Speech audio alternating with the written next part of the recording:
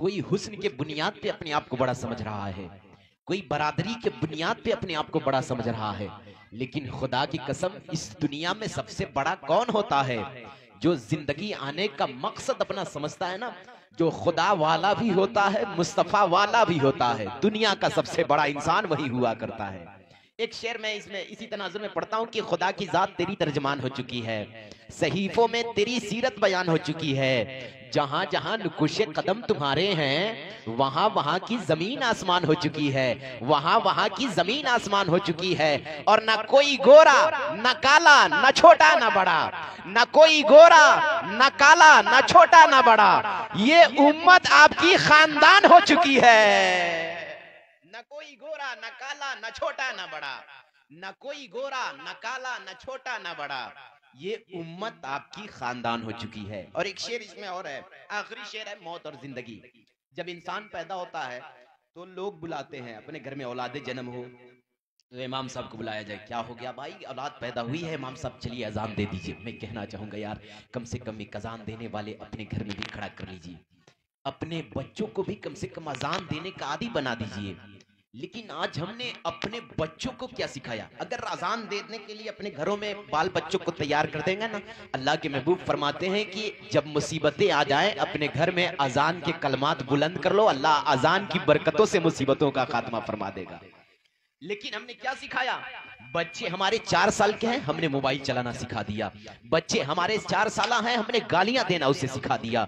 बच्चे को अपने दिया क्या है? बड़ा सा मोबाइल दे दिया। वो बच्चा जवानी के दहलीज पे कदम रख रहा है। उसकी परवरिश कैसे हो रही है? कभी गाने सुनते सुनते उसकी परवरिश हो रही है, कभी उसके माँ बाप की गालियां सुनते सुनते परवरिश हो रही है। काश अपने बेटों को बचपने से लेकर उसके हाथों में बड़ा मोबाइल ना देकर अपने बेटों को जिंदगी के मकसद बताते। बेटे देख, तेरी जिंदगी में आने का मकसद ये नहीं है कि तू बड़ा मोबाइल ले लेगा, दुनिया में मौज करेगा, ऐशो इशरत करेगा, इसका नाम जिंदगी नहीं है। बेटे तू जिंदगी में आया है ना, अल्लाह फरमा रहा है दुनिया में मैंने इंसानों को भेजा है सिर्फ इबादत के लिए। बेटे मोबाइल चलाना कमाल नहीं है, ये ले कुरान पाक है, ये मेरे महबूब के सीने पे उतारी गई है। मेरे बेटे ये कुरान है, कम से कम कभी जिंदगी में एक मर्तबा कुरान की तिलावत कर देना, हर रोज एक सफा कुरान की तिलावत कर देना। बेटे कम से कम कुरान का एक आयत याद कर लेना। बेटे कभी सूरह फातिहा याद कर लेना, कभी कुल हुवल्लाह पढ़ लेना, कभी सूरह फातिहा पढ़ लेना। अपने बेटे को ये भी बताते बेटे देखना, तेरी जिंदगी में सिर्फ दुनिया में ऐशो इशरत करना नहीं है। 7 साल के बाद अल्लाह के महबूब फरमाते हैं अपने बेटे को नमाज का आदी बनाया जाए, नमाज के लिए हुक्म दिया जाए। अपने बेटे को अल्लाह के महबूब ने फरमाया था जब आपकी औलादे 10 साल का हो जाए तो मार करके नमाज पढ़वाया जाए, ये महबूब ने फरमाया था। लेकिन कितने बाप हैं, अपने बेटे को मोबाइल तो दिया है, मोबाइल तो सिखाया है, गाना बजाना तो सिखाया है, सीरियल का टाइम तो बताया है, पिक्चर देखना तो बताया है, लेकिन नहीं बताया तो कुरान पढ़ना नहीं सिखाया है। अपने बेटे को नमाज का आदी नहीं बनाया है, अपने बेटे को दुरूद का आदी नहीं बनाया है। खुदा की कसम, अब बाप शिकायत करता है मेरा बेटा जवान हो गया, अब बाप को बाप नहीं समझ रहा है, बेटा जवान हो गया, माँ को माँ नहीं समझ रहा है। मैंने कहा था ये सिस्टम तूने वहां से बिगाड़ रखा है जिस दिन से तेरे बेटे ने बोलना शुरू किया था, जिस वक्त से तेरे बेटे ने जब दुनिया में होश का कदम रखा था, जिस दिन से तेरे बेटे ने दुनिया में होश संभाला था, उसी दिन से तूने अपने बेटे को बिगाड़ रखा है। आज अगर तेरी रिस्पेक्ट नहीं हो रही है, आज अगर बाप की इज्जत नहीं हो रही है, आज अगर माँ की इज्जत नहीं हो रही है, तो जरूर ये हमारी गलतियां हैं। अगर अपने बेटे को बचपने से कुरान सिखाया होता, नमाज का आदी बनाया होता, तो यकीनन वो अल्लाह वाला भी होता, रसूल वाला भी होता। वो जानता कि ये मेरा बाप है जिसे जन्नत का दरवाजा कहा गया है, और ये मेरी माँ है जिसके कदमों में अल्लाह ने जन्नत डाल दी है। कैसे जानेगा आपका बेटा? हम नहीं बताएंगे तो कौन बताएगा? अल्लाह के फरमाया गया कि सबसे पहला बच्चों का गोद, माँ बाप के गोद उसका स्कूल और कॉलेज यूनिवर्सिटी बड़ा होता है। लेकिन कितने हमने सिखाया अपने बच्चों को?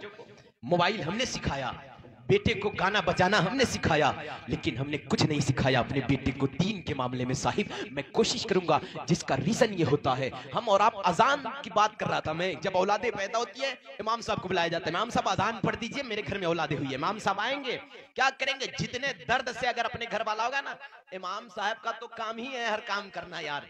अगर बाप का इंतकाल हो जाए ना तो इमाम साहब को बुलाया जाता है, इमाम साहब आइए ना, मेरे बाप का इंतकाल हो गया है, जनाजा पढ़ा देना है। इमाम साहब तो आएंगे, चूंकि वो पैसा ले रहे हैं, वो ड्यूटी कर रहे हैं, तो उनकी ड्यूटी में जनाजा भी है, निकाह भी है, मिलाद भी है, फातिहा भी है, वो सब करेंगे। अगर नहीं करेंगे तो आप उसका बोरिया बिस्तर बांध दीजिएगा। लेकिन खुदा की कसम आपके बाप लेटा है, जनाजे की मैयत पे लेटा है। इमाम साहब आए, नियत करके नियत बताएंगे आपको। नियत इस तरह की जाती है, नमाज जनाजा इस तरह पढ़ी जाती है। इमाम साहब भी नियत बांधे, इमाम साहब ने नमाज जनाजा पढ़ाया आपके बाप का। लेकिन जो दर्द एक बेटे के सीने में बाप के लिए होता है ना, वो किसी मस्जिद के इमाम में दर्द नहीं होता है।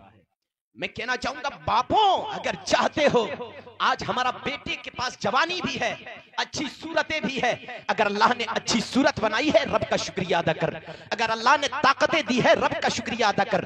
अल्लाह का बहुत बड़ा करम है कि अल्लाह ने हमें इंसान बनाया, इंसान में अल्लाह ने हमें मुसलमान बनाया। एक और करम किया, अल्लाह ने हमें जिंदगी दी है तो मजहब इस्लाम में दी है। अगर अल्लाह चाहता ना हमें बंदर बना देता, अगर अल्लाह चाहता तो हमें चौपाया बना देता, अगर अल्लाह चाहता हमें जानवर बना देता। यार ये करोड़ों एहसान है उस रब का। अल्लाह फरमा रहा है, मैं 18,000 कमोबेश मखलूकात में सबसे खूबसूरत बनाया तो इंसान को बनाया। वाह रे खूबसूरती, यही इंसान की खूबसूरती है कि ये शादी मुस्तफा की सुन्नत है। इस शादी में हम शराब के अड्डों पे जा रहे हैं, शादी में रंगरीलिया हम मना रहे हैं, शादी में डीजे हम बजा रहे हैं, शादी में लौंडियों को हम नचा रहे हैं, शादी में अपनी बेटियों को नचा रहे हैं, शादी में अपनी बीवियों को नचा रहे हैं। क्या ये खूबसूरती का यही पैगाम है? अल्लाह ने फरमाया था, इंसान सबसे खूबसूरत मैंने तुझे बनाया था। खूबसूरती का मतलब क्या होता है यार? इंसान के नाते एक मर्द को, एक औरत को डांस के प्रोग्राम में नहीं होना चाहिए, शराब के अड्डों पे नहीं होना चाहिए, जुआ के अड्डों पे नहीं होना चाहिए। अच्छे मोमिन का पहचान ये है कि कभी उसकी जिंदगी रुकू में गुजर जाए, कभी सजदों में गुजर जाए, कभी तिलावत कुरान में गुजर जाए, कभी अल्लाह और उसके रसूल को याद करते करते गुजर जाए, ताकि उसकी धड़कन से आवाज आएगी जब इंतकाल करके जाएगा तो साहिब अपना तो दूर की बात है, गैर कहेंगे देखो यार ये कोई शराबी नहीं जा रहा है, ये जुआरी नहीं जा रहा है, ये शराब का आदी नहीं जा रहा है, ऑर्केस्ट्रा देखने वाला नहीं जा रहा है, पबजी खेलने वाला नहीं जा रहा है, ये जा रहा है तो कुरान का कारी जा रहा है, ये नमाज का आदी जा रहा है, ये अल्लाह और उसके रसूल को याद करने वाला जा रहा है। खुदा की कसम अपना तो दूर की बात है, गैर देखे तो कहे देखो ये कोई आम नहीं जा रहा है, ये मोहम्मद का गुलाम जा रहा है। और गुलामों की शान ये होती है कि जमीन मैली नहीं होती, ज़मन मैला नहीं होता, मोहम्मद के गुलामों का कफन मैला नहीं होता। अल्लाह अकबर।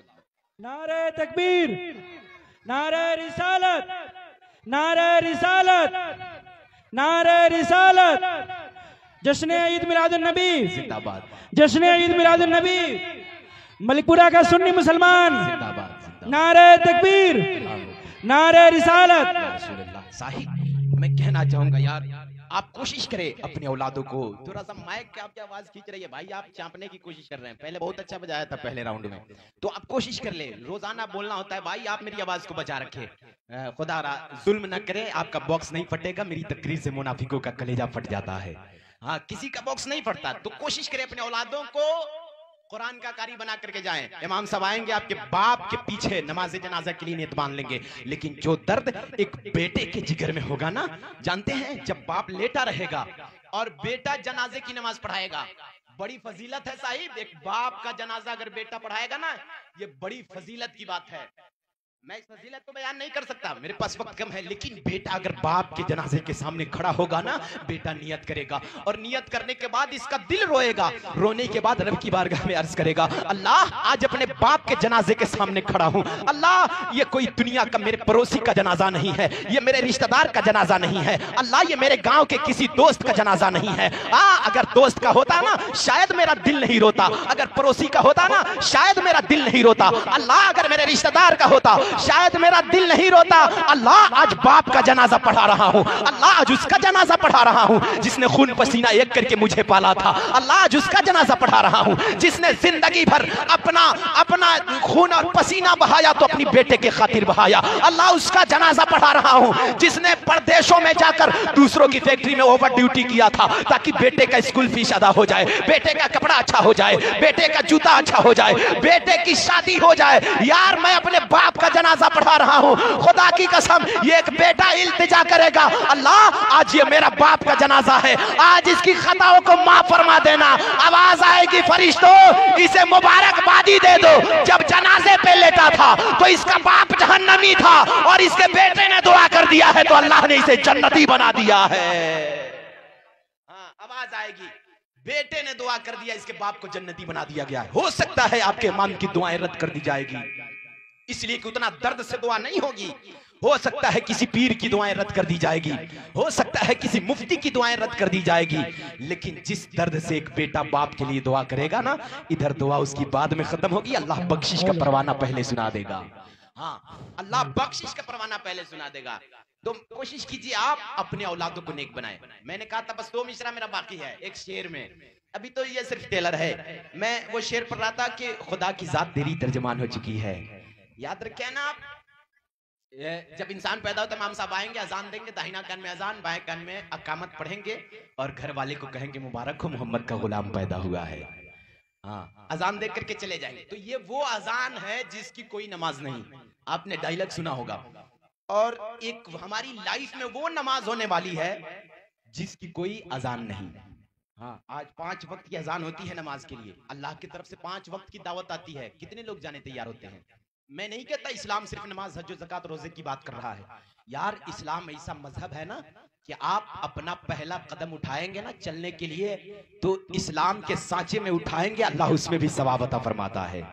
लेकिन हमने तो कदम बढ़ाना भी नहीं सीखा। तो ये कि जिंदगी में हमारी वो नमाज होती है ना जिसकी कोई अजान नहीं, और पैदा होते हैं तब अजान होती है जिसकी कोई नमाज नहीं।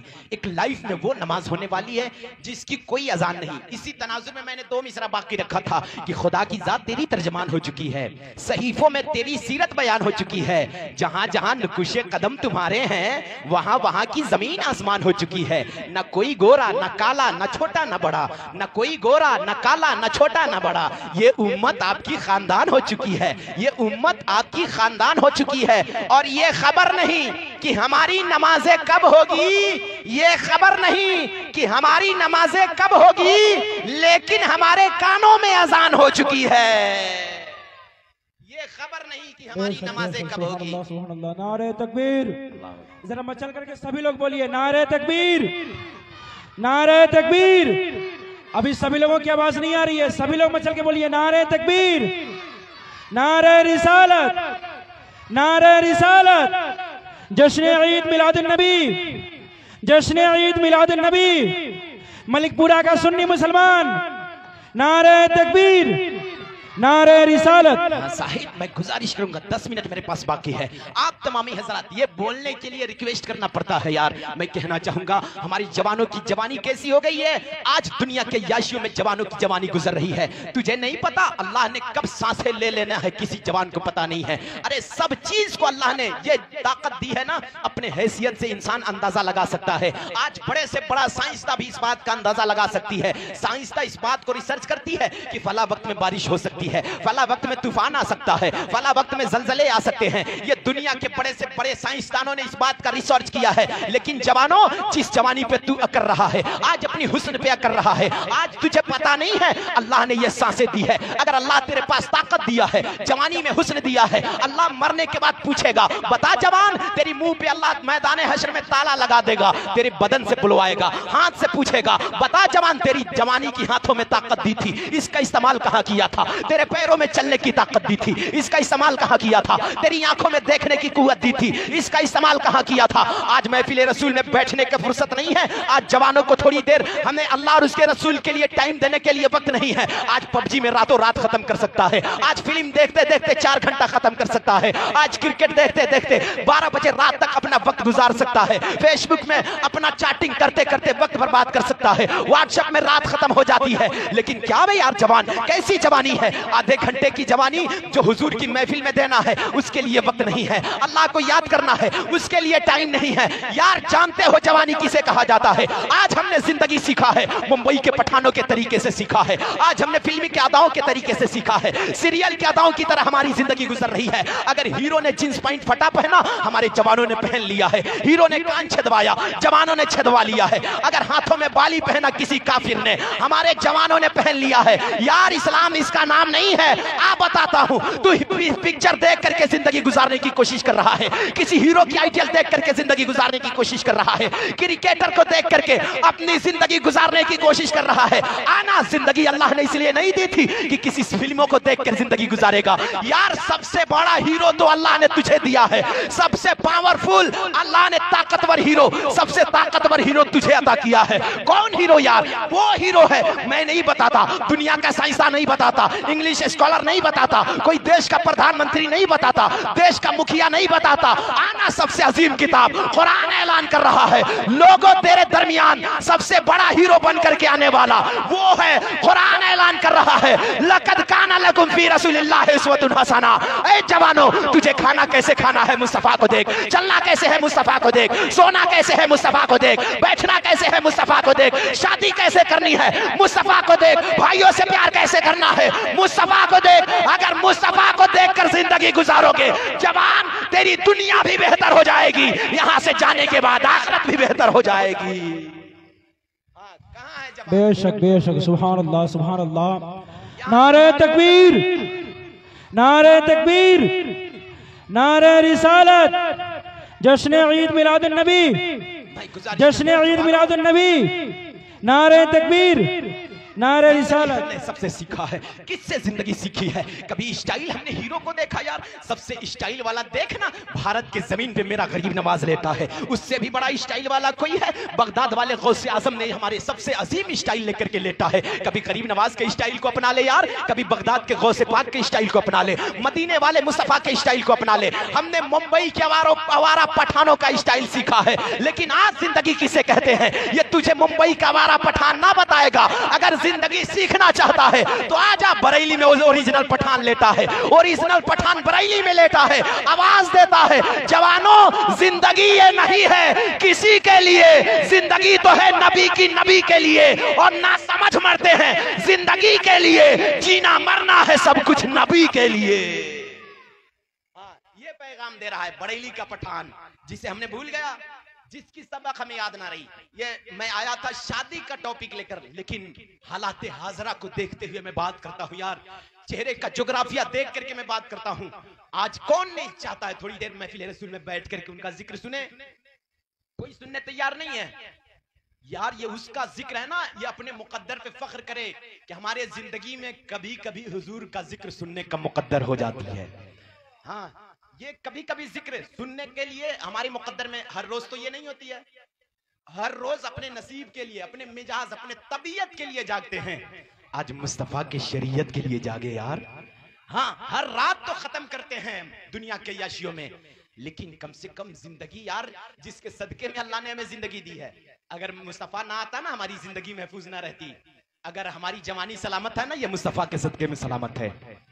हाँ, अगर हमारे पास पैर और आंखें देखने की सलाहियत है ना, ये मुस्तफा का सदका है। साहिब, अगर हाथों की कदर जानना चाहता है, किसी लूल्हा से पूछना हाथ का कीमत क्या है। अगर आंखों की कीमत जानना चाहता है, किसी अंधे से पूछना आंख की कीमत क्या है। अल्लाह चाहता ना, अगर हम इन आंखों से पिक्चर देखते, अल्लाह हमें अंधा बना सकता था। अल्लाह के पास इतनी ताकतें हैं, अगर हम चल करके दुनिया के अय्याशियों के अड्डों पे जाते ना, अल्लाह हमें लंगड़ा बना सकता है। अगर हम चाहते इन हाथों से गलत इस्तेमाल करते, अल्लाह हमें लूल्हा बना सकता था। लेकिन इसमें तेरा कमाल नहीं है, ये कमाल मदीने वाले मुस्तफा का है यार। मुस्तफा के आने से पहले जिस कौम में बुराई होती थी, अल्लाह उसके पेशानी पे लिख देता था, ये फला शराबी जा रहा है। उसके दरवाजे पे लिख देता था, ये शराबी का दरवाजा है। उसके पेशानी पे लिख देता था, ये ज़िना करने वाला जा रहा है, ये शराब पीने वाला जा रहा है। उसके माथे पे लिख दिया जाता था, ये जुआ खेलने वाला जा रहा है। आज हम छुप करके शराब पी रहे हैं, आज जुआ खेल रहे हैं, ज़िना कर रहे हैं। हमारे माथे पे नहीं लिखा जा रहा है,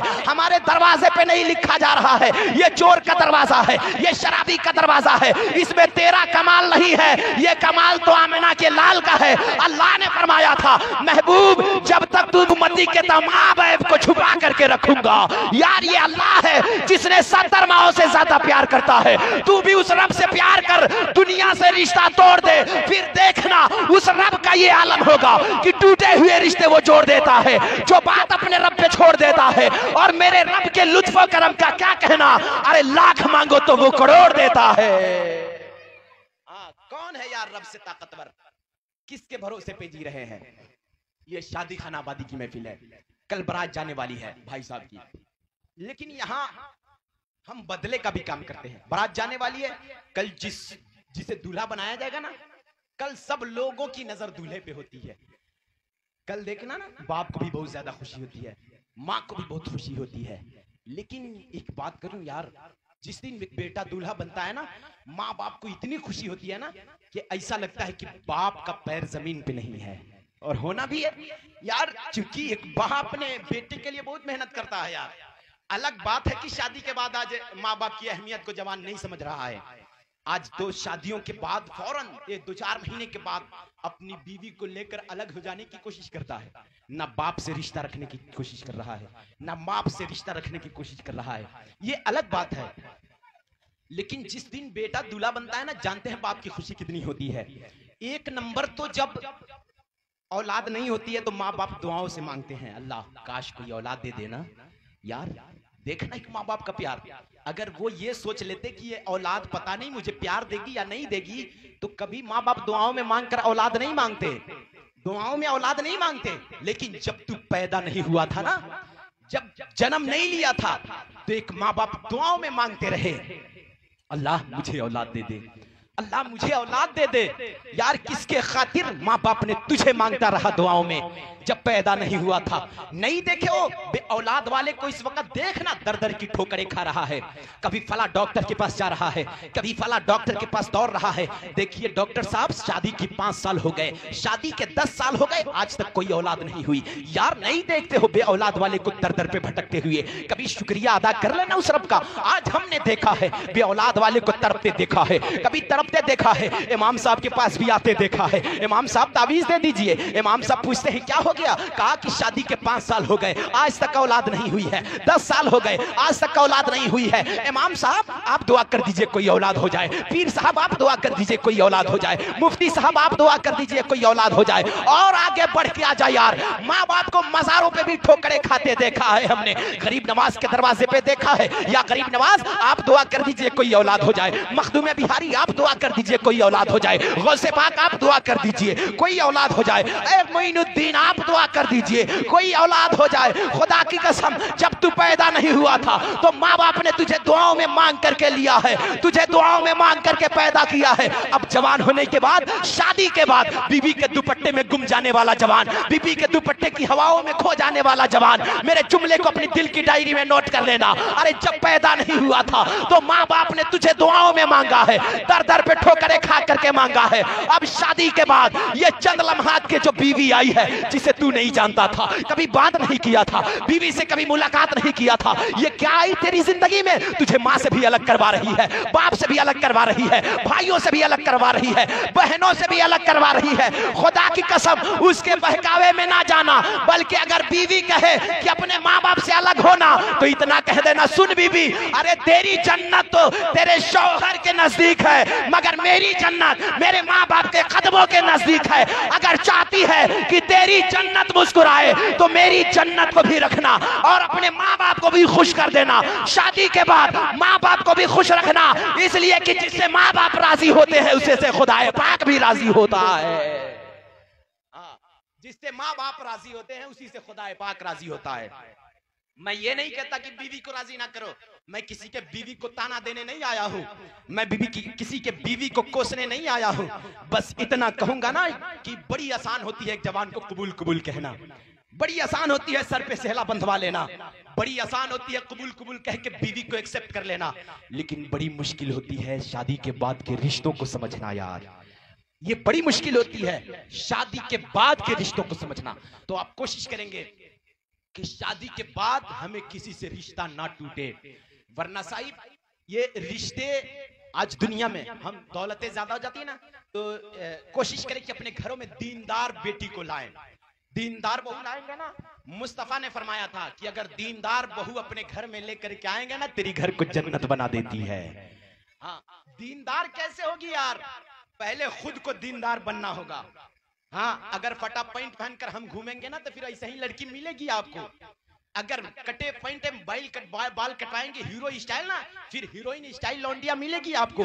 फिर ना आपका कदर होगा, ना कभी आपके बाप का कदर होगा, ना कभी माँ को सास समझेगी। जवानों में कहना चाहूंगा, आज हमने तो रिश्ते करने वालों से ये कह दिया, मेहमान आप लोग जा रहे हैं मेरे लिए लड़की देखने, तो जाना तो ये देखना लड़की स्टाइल वाली है कि नहीं, उसकी जुल्फे नागिन जैसी है कि नहीं, उसकी आंखें नशीली है कि नहीं, उसका होठ गुलाबी है कि नहीं। हमने ये कहकर मेहमानों को भेज दिया। यार तुझे पता नहीं, मेहमान गए, आने के बाद कहें हाँ यार ये तुम्हारी लड़की तो स्टाइल वाली है, सीरियल की अदाओं को अपनाने वाली है, वो फिल्मों की एक्टिंग को अपनाने वाली है, आधा लिबास पहनने वाली है, स्टाइल वाली लग रही थी। ये लड़का खुश हो जाता है। काश जवान तू इतना कह देता, ए मेहमान जा रहे हो मेरे लिए रिश्ता देखने, तो उस लड़की का देख लेना, उस लड़की के जुबान से कुरान की तिलावत की खुशबू आ रही है या नहीं, उस लड़की के पेशानी से सजदे का निशान जाहिर हो रहा है या नहीं, उस लड़की के बदन पे पूरा लिबास है या नहीं, उसकी जिंदगी किरदार फातिमा में गुजर रही है या नहीं, उसकी जिंदगी सीरत फातिमा में गुजर रही है या नहीं।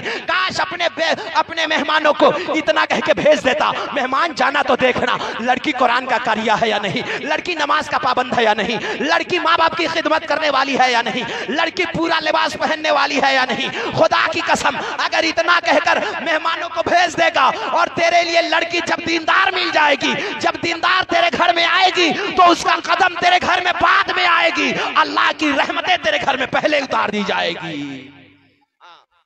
उस लड़की का कदम बाद में आएगी और अल्लाह की रहमतें तेरे घर में पहले उतार दी जाएगी। तो आप कोशिश करें, शादी के बहुत सारे मरहलात है, मैंने जो वक्त लिया था इंशाल्लाह वो मेरा वक्त भी पूरा हो चुका है। आप कोशिश करेंगे शादी सुन्नत के तरीके से हो, हमारी जिंदगी भी मुस्तफा के किरदार में, सीरत मुस्तफा में हमारी जिंदगी गुजरे। यार कभी तुम्हारी जिंदगी में परेशानी नहीं आएगी। आज हमने थोड़ी देर बैठने का हमारे पास फुर्सत नहीं, जिक्र सुनने का फुर्सत नहीं, तिलावत कुरान करने का टाइम नहीं, नमाज के लिए टाइम नहीं, फिर हम यार क्यों पैदा किए गए हैं। बिल्कुल शॉर्ट जिंदगी है साहिब, खूब जिंदा रहोगे ना, कोई गारंटी नहीं है। एक नंबर बात कि अल्लाह कब हमारी मौत ले लेगा, कब हमारी सांसें ले लेगा। खूब जिंदा रहोगे, 50 साल 60 साल 70 साल, अगर जिसकी ज्यादा उम्र है ना सेंचुरी लगा सकता है, 100 साल जिंदा रहेगा। क्या करोगे 100 साल की जिंदगी में? शराब के अड्डों का बात करके, जुआ के अड्डों का बात करके।